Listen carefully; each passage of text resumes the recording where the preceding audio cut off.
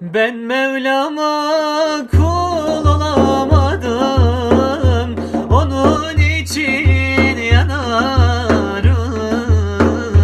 Ben Mevlam'a kul olamadım, onun için yanarım.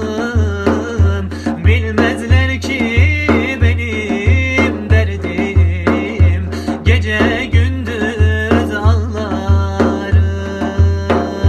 Bilmezler ki benim derdim, gece gündüz ağlarım.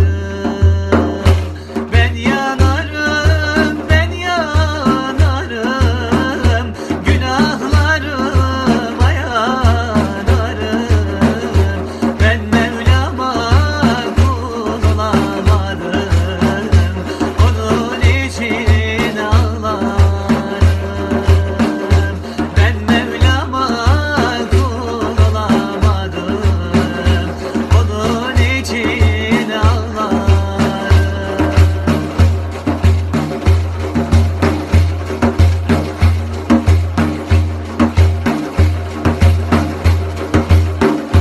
Bende olan bu günahı kaldıramaz dağlar taşlar.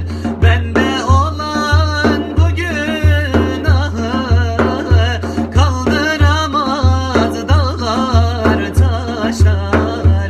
Bu gözümden akan yaşlar, onun için ağlarım. Bu gözümden akan yaşlar, onun için sızlarım. Ben yanarım, ben yanarım, günahlarıma yanarım. Ben yanarım, ben yanarım, günahlarıma yanarım. Ben Mevlam'a kul olamadım, onun için ağlarım. Ben Mevlam'a kul olamadım, onun için sızlarım.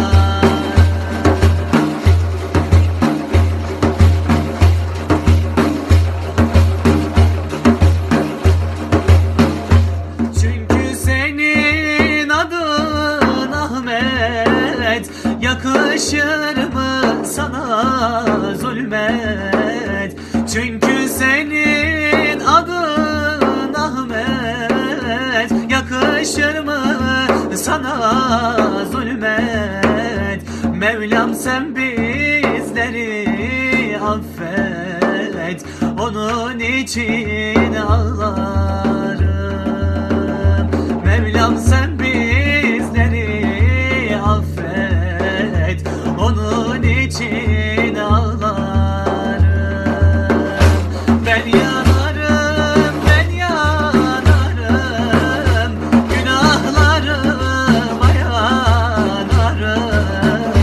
Ben yanarım, ben yanarım, günahlarıma yanarım. Ben Mevlam'a kul olamadım, onun için ağlarım.